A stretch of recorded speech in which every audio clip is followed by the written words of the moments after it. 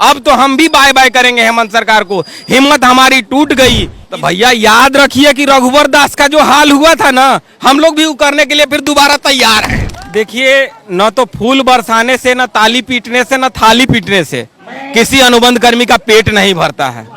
ठीक है, अगर अनुबंध कर्मी का पेट थाली पीटने और ताली बजाने से भर जाता तो आज हम लोग रोड पर नहीं आते। ठीक, बहुत इंतजार किए, आज 2 साल तक सरकार का इंतजार किए कि सरकार अपना चुनावी वादा पूरा करेगा, मगर सरकार कुंभकर्ण की नींद में सोई हुई है। ये भूल गई कि अनुबंध कर्मी अगर किसी को गद्दी पर बैठाना जानते हैं तो उतारना भी जानते हैं। जैसा कि आपने चुनाव में एक महत्वपूर्ण लॉलीपॉप दिया था कि हम अनुबंध कर्मी को सरकार बनते ही स्थायी नौकरी देंगे, और जब तक अस्थायी नौकरी नहीं होता है तब तक समान काम का समान वेतन देंगे। हुजूर, आपसे बार बार अनुरोध करते हैं, 10 बार लेटर लिखे हैं आपको कि आपसे मिलना चाहते हैं, मगर आप मिलना इसलिए नहीं चाहते हैं कि हम लोग कोरोना का काम करते हैं, आपको कोरोना हो जाएगा। हुजूर, जब हमसे कोरोना हो जाता है, हमारा भी अधिकार है वोट देने का। अगले 5 साल के बाद फिर आप उसी चुनाव में आएंगे तो उस समय हम भी कहेंगे अब तो हम भी बाय बाय करेंगे हेमंत सरकार को, हिम्मत हमारी टूट गई। इसलिए आपसे आज के कार्यक्रम के माध्यम से विनम्र रूप से आपसे आग्रह करते हैं कि जैसा कि आपको संवेदनशील सरकार के नाम पर जाना जाता है, अपनी संवेदनशीलता दिखाते हुए जो चुनावी वादा था अस्थायीकरण और समान काम का समान वेतन, आप इसको जल्द से जल्द पूरा कीजिए।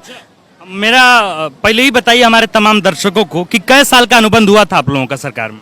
देखिए, जब हम अनुबंध पर नौकरी में आए थे तो हमारी नौकरी 1 साल के लिए अनुबंध होता है। अगर हमारी सेवा सही रहती है, ठीक, तो हमारा अगला साल का विस्तार किया जाता है। मतलब हम 11 साल से सेवा सही कर रहे हैं, तब तो आप हमारा अनुबंध विस्तार किए। ठीक, एक तरफ आप अगर अनुबंध की बात मानते हैं कि अनुबंध पर है हम आपको अस्थायी नहीं कर सकते हैं, तो हाईकोर्ट का भी आदेश है कि जो अनुबंध कर्मी 10 वर्षों से कार्य कर रहे हैं उनका अस्थायी नियुक्ति किया जाए। सरकार का भी गाइडलाइन है, हर साल 10% लोगों को आप अस्थायी पद पर समायोजित करते जाएं ताकि ये अनुबंध पर संख्या घटे। अच्छा, ये बताइए कि जैसे जो लोग अस्थायी लोग हैं, अस्थायी तौर पर काम कर रहे हैं, और आप लोग जो है वो अनुबंध तौर पर काम कर रहे हैं, तो दोनों के पद में और दोनों को मिलने वाले पैसे में क्या फर्क है, कितना बुनियादी फर्क?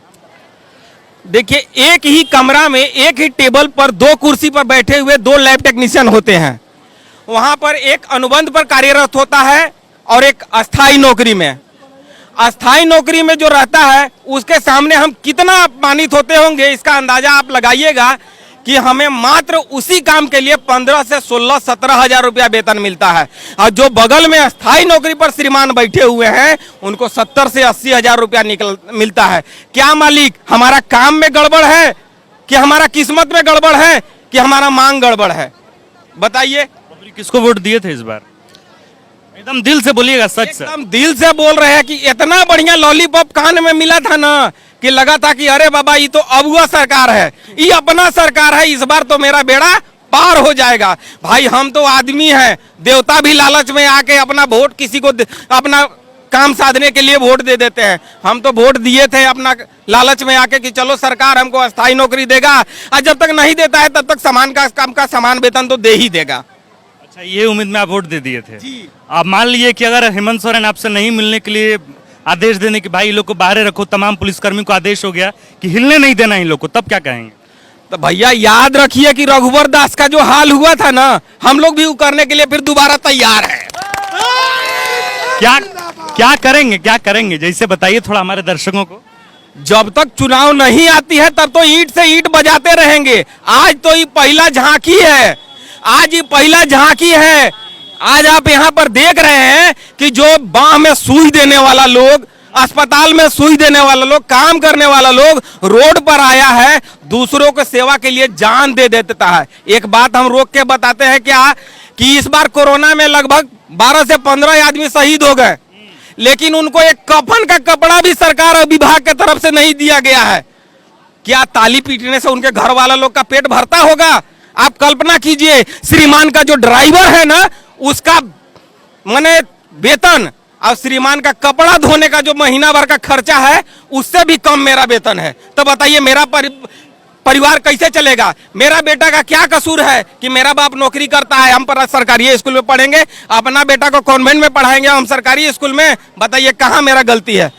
विवेकानंद विद्या मंदिर स्कूल एक CBSE affiliated English medium coed school है। हम शिक्षा के साथ संस्कार देते हैं। thefollowup.in. Like, share, and subscribe. www.thefollowup.in